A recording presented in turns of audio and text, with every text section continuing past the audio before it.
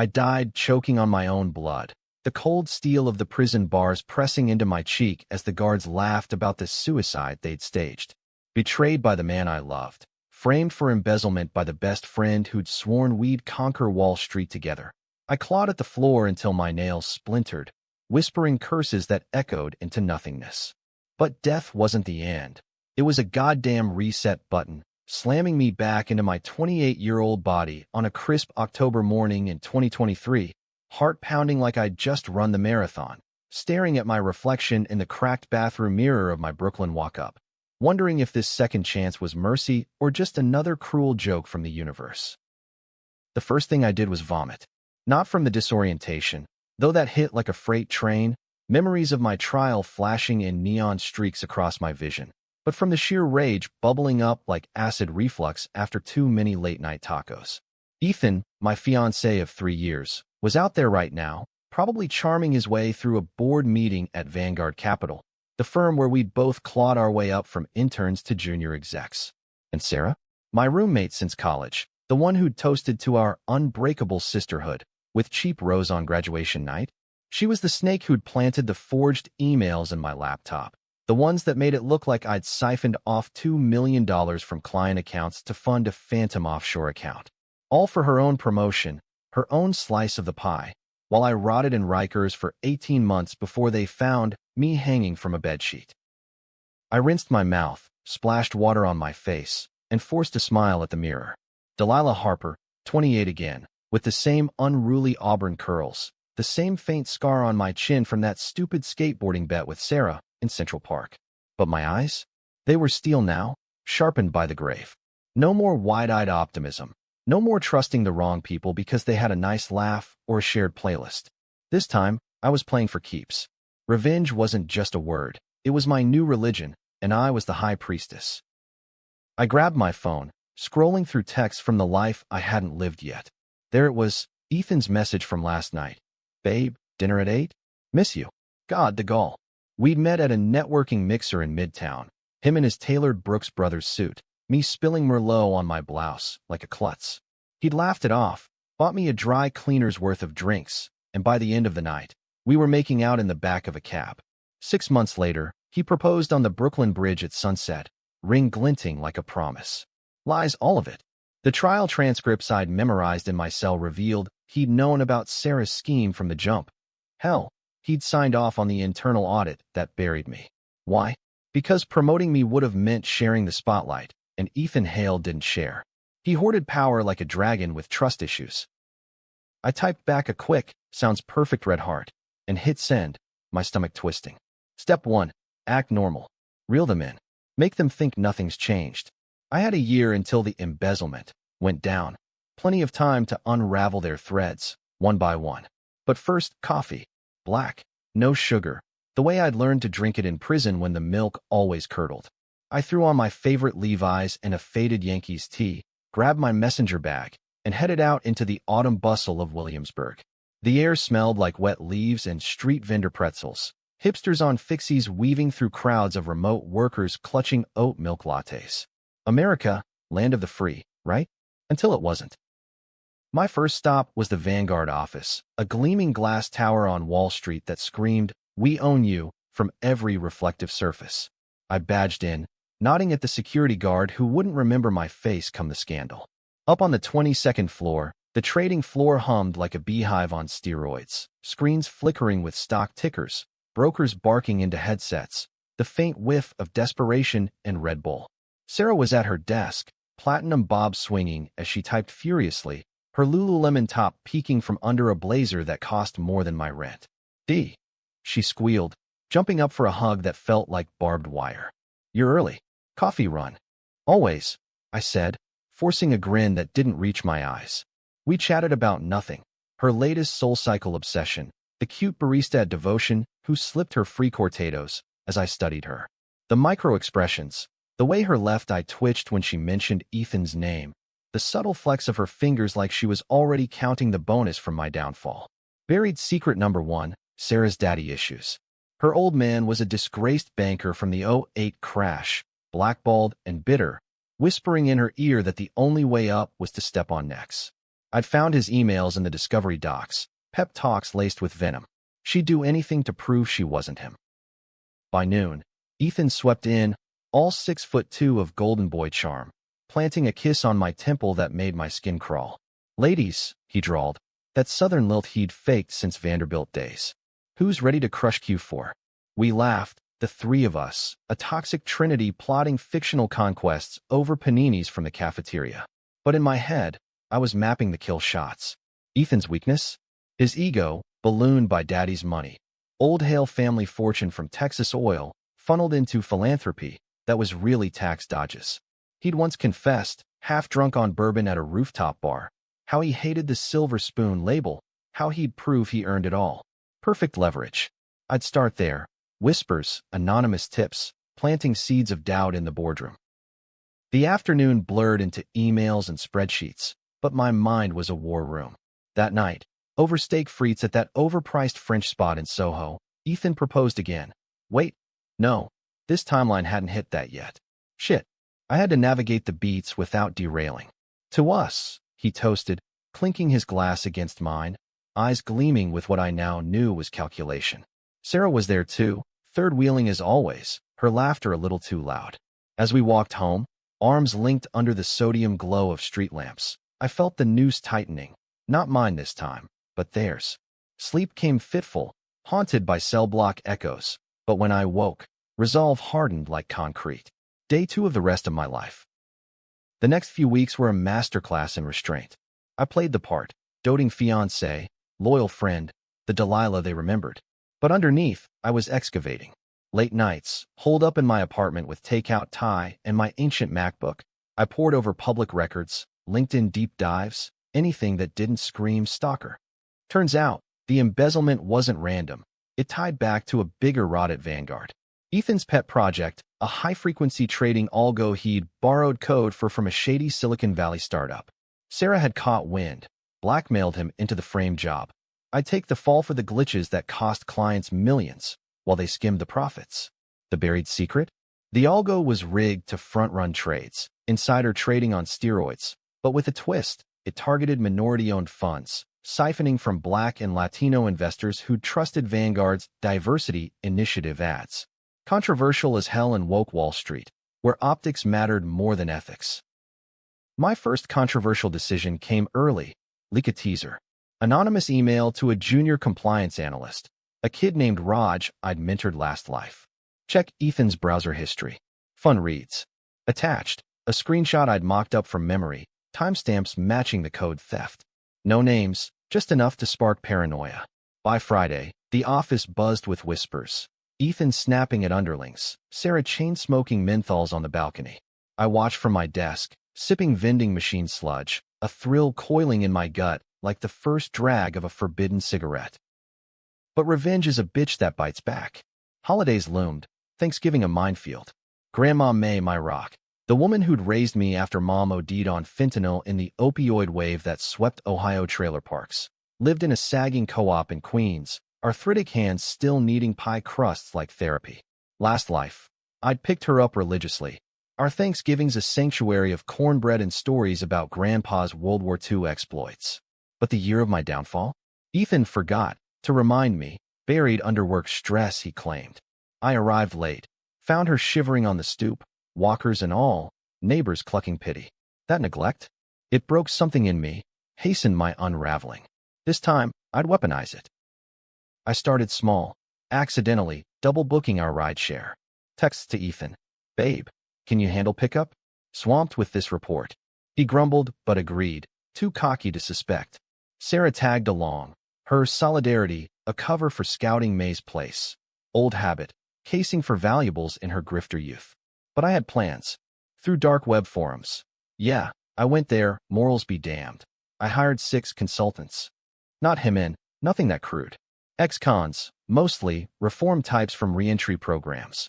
A burly ex-Marine with PTSD tats, a wiry Latina hacker who'd done time for cyber fraud, a soft-spoken elder from the same co-op as May, and 3 others pieced from gig economy shadows. $50 an hour each, Cash App, instructions vague. Be there. Stir the pot. Make it personal. Why controversial? Because these weren't actors. They were real, their stories laced with the system's scars, the same betrayal I'd tasted. Inviting them into my family's orbit felt like playing God, risking May's safety for spectacle. But the twist? They weren't strangers to me. I'd researched. The Marine had lost his pension to Vanguard's predatory loans. The hacker's brother got railroaded in a similar frame. The elder, May's bingo buddy, owed back rent by Ethan's firm through some shell corp. This wasn't random chaos. It was poetic justice, a jury of the damned. As November chilled the air, tensions simmered. Ethan grew distant, barking about internal leaks, Sarah's smiles brittle as autumn leaves. I fed the fire, a planted USB in the break room, found by Raj, containing partial algo code. Boardroom panic ensued, fingers pointing. My heart raced during the all-hands. Ethan's glare sweeping the room, landing on me for a split second too long. Did he sense it? Nah, hubris blinded him.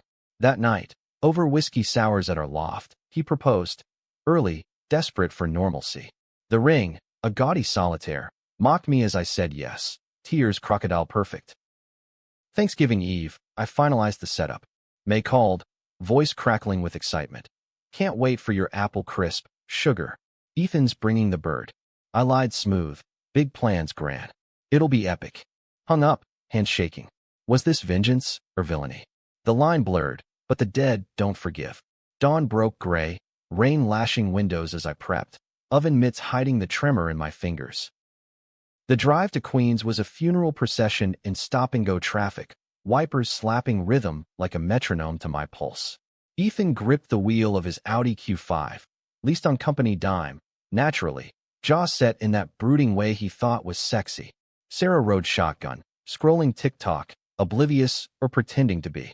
I'd forgotten my phone charger, leaving a trail of missed calls from May that I'd silence later. Traffic's a bitch, Ethan muttered, merging onto the BQE, horns blaring like accusations. I nodded from the back, staring at the blurred graffiti on overpasses, memories of my cell's cinderblock walls superimposing like a bad acid trip. We were late, deliberately. I'd padded the ETA with a fake detour for gas, buying time for the 6 to settle in.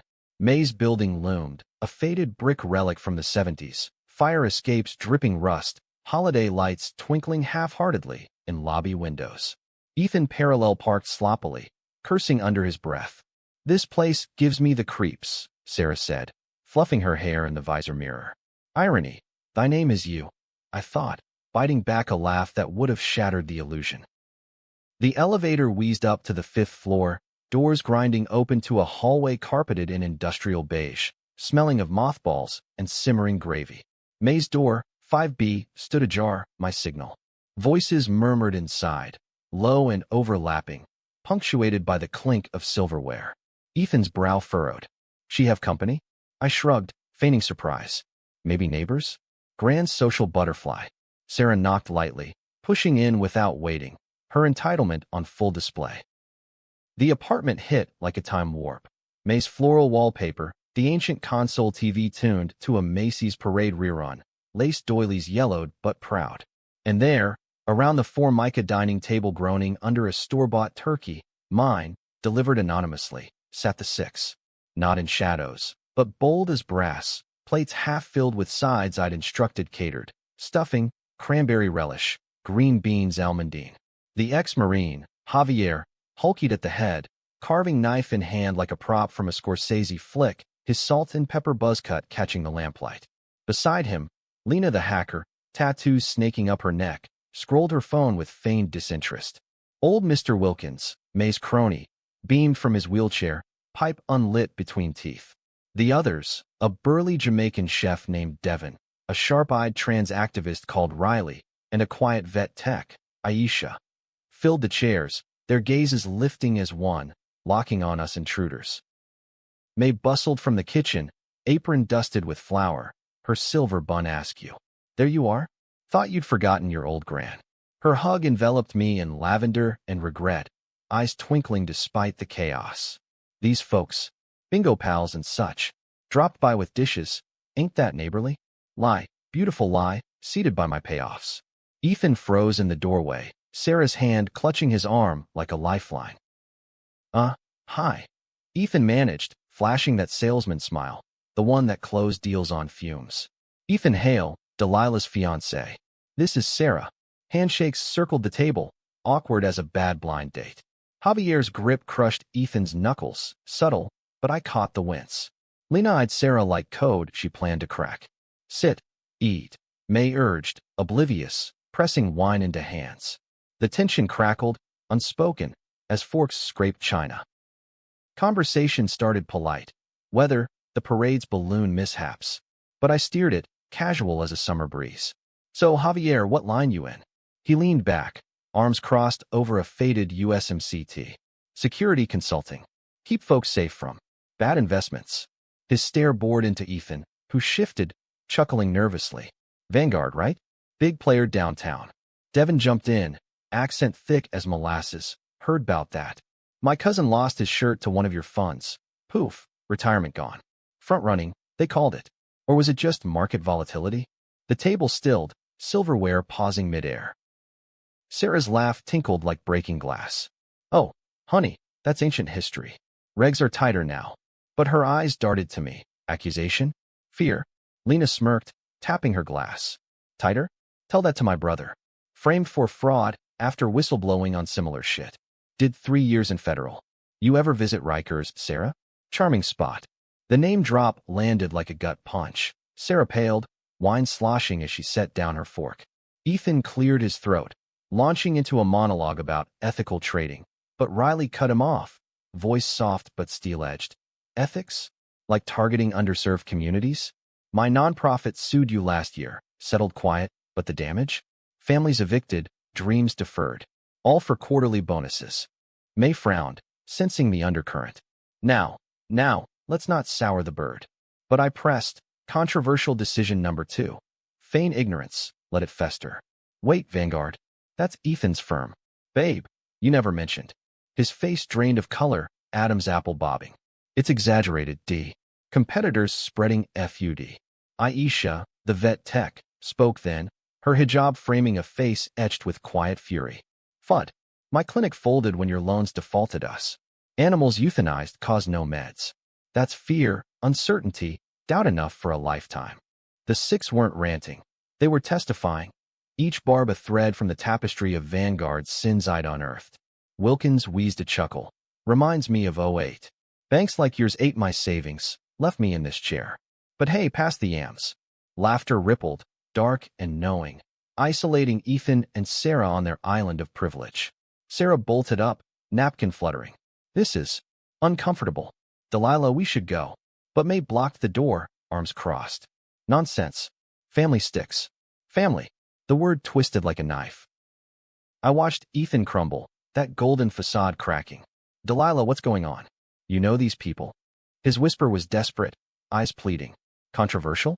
Hell yes. Exposing him here, in May's sanctum, risked everything. But the rage from my death? It demanded spectacle. Know them? They're echoes, Ethan, of the lives you wrecked. Like mine. The table gasped, May's hand flying to her mouth. Sarah whirled. What the fuck, D? You're unhinged. Chaos erupted. Ethan lunged for the door, Javier's hand on his shoulder like a vice. Sit. Talk. Voices overlapped. Accusations, denials, May's pleas for calm. I stood, heart thundering, and dropped the bomb. The Algo, Ethan. The one you stole. It's over. Leaks are out. FBI's got the breadcrumbs. Bluff, mostly. Raj's tip had gone higher than planned. Whispers of a probe already circulating. But it landed. Ethan's face twisted, realization dawning. You did this. Sarah shrieked, clawing at my arm. Bitch, you set us up. Nails raked skin, drawing pinpricks of blood, the first real violence. Javier pulled her off, gentle but firm. Ladies don't fight at dinner. May, tears streaking, grabbed my hand. Sugar, explain. And I did, spilling it all. The betrayal, the frame, my suicide, in vivid strokes minus the gore. The room spun, a vortex of shock and solidarity. The 6 nodded, pieces clicking, their pains intertwined with mine. Ethan slumped, defeated. It was business, D. You were collateral. Collateral. The word ignited me. I slapped him, the crack echoing like Judgment Day. Business? You let me die for a promotion? Sarah sobbed, mascara rivers. We had to. Your morals were holding us back. Morals. The irony burned. Sirens wailed distant. Riley's doing. A discreet 911 for disturbance. Cops would come, statements taken, the unraveling public. As blue lights flashed through curtains, Ethan begged, "Marry me still. We fix this." I laughed, cold as December wind. "No, this is goodbye." But the twist? As they cuffed him, resisting, sputtering, Sarah lunged at May, wild-eyed. "You old hag, this your fault." A shove, unintended momentum. May stumbled, hip cracking against the table edge. She crumpled, gasping. Time froze. My scream shattered the air. Paramedics swarmed May's apartment like ants on spilled sugar, gurneys clattering, oxygen masks hissing. I knelt beside her, cradling her hand, papery, veined like autumn maps, as they stabilized the hip fracture. "Gran, I'm sorry," I whispered, throat raw from screams. Her eyes, faded blue but fierce, squeezed mine. "Hush, child. Secret's out. That's something." The six hovered, a makeshift guard. Javier directing traffic. Lena snapping photos for leverage. Devin brewing tea in the chaos. Ethan and Sarah, hauled downtown in separate cruisers, their empire of lies fracturing under spotlights. The ER wait was purgatory, fluorescents buzzing like accusations, vending machine coffee tasting of regret. Wilkins wheeled in, Aisha at his side, bearing May's quilt from home. "She tough," he grunted. "Like you." Gratitude swelled, tangled with guilt. My revenge? It had spilled over, cracked the woman who'd bandaged my scraped knees and baked away sorrows. Controversial to the core, was justice worth the collateral? The dead in me screamed yes. The living, buried under layers of what-ifs, whimpered no.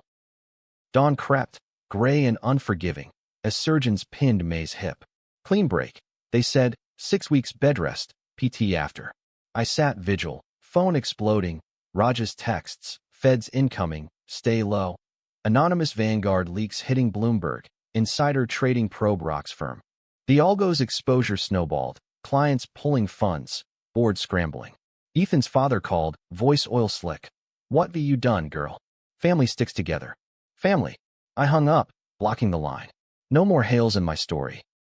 Discharge day brought clarity. May home, propped on pillows in her recliner, the apartment aired out but scarred, dented table, wine stains like blood money. The six visited in shifts, bearing meals, stories, a network forged in fire. Javier offered protection. "Any blowback, we got you." Lena slipped me a drive, irrefutable code audits, her gift. Turns out, she'd hacked deeper during the dinner melee, pulling Ethan's emails, Sarah's offshore logs. Buried secret unearthed. Not just greed, but a deeper rot. Ethan's philanthropy, a front for laundering kickbacks from the startup, funneled to political PACs, pushing deregulation. Sarah? In on it for a cut, her daddy's redemption arc twisted into felony. The trial blitz followed, a media circus under winter skies. I testified, first person unflinching. The frame, the prison hell, the staged death. They didn't just steal money, I told the packed courtroom, flashbulbs popping like gunfire. They stole lives. Controversial? My closing. Wall Street's a machine that chews up the vulnerable, minorities, whistleblowers, forgotten grandmas. Time to unplug it. Cheers from the gallery, gasps from suits. Ethan's defense painted me hysterical, jilted bride syndrome. Sarah's lawyer spun sob stories of ambition gone awry. But the evidence? Ironclad, my leak's the hammer. Verdicts dropped in spring. Ethan, 15 years federal for fraud and conspiracy. Sarah, 10, plus restitution. No parole whispers. May watch from home, remote in lap, whispering karma's a cook over pie. But the twist hit post-sentencing, a gut wrench from the grave. Anonymous letter, postmarked Rikers. Ethan's scrawl, smudged ink begging forgiveness. "You won, D. But check the safe deposit. Our future." Our? Nausea rose. I cracked the box at Chase, Midtown branch humming oblivious. Inside, not cash, but files. Yellow docs from '08. Hail Patriarch's role in the crash, mortgages predatory as vipers, targeting Rust Belt towns like mine. And a letter, Mom's handwriting, dated weeks before her OD. "Delilah, forgive me. Ethan's dad pulled strings, knew about the pills, let it slide for a favor. Your future? Tied to them. Break free. Mom hadn't just slipped. She'd been cornered, debts engineered by the Hales to secure Ethan's entry to Vanguard. My engagement? Not chance, but chess. They'd groomed me as Patsy from childhood shadows. Rage reignited, but twisted, not at Ethan, but the machine. Controversial decision 3. Burn it all. No quiet win. I leaked the files to ProPublica, igniting a class action tsunami. Vanguard crumbled, rebranded ashes. Me? I walked away, no gloating. Started a non-profit with the 6 reentry allies, funding for ex-cons, auditing firms like vultures. May's co-op got pro bono renos. Javier mentored vets. Lena taught cyberethics. Summer bloomed, humid and healing. Picnics in Prospect Park, May's hip mending slow but sure.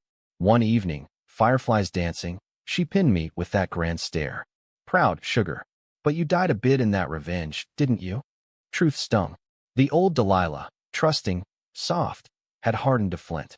Happy ending? Nah, life's no fairy tale. But closure? Like exhaling after drowning. Last hook. As leaves turned again, a new text pinged. Unknown number. Miss you, D. Round 2. Sarah, from her cell, venom unquenched.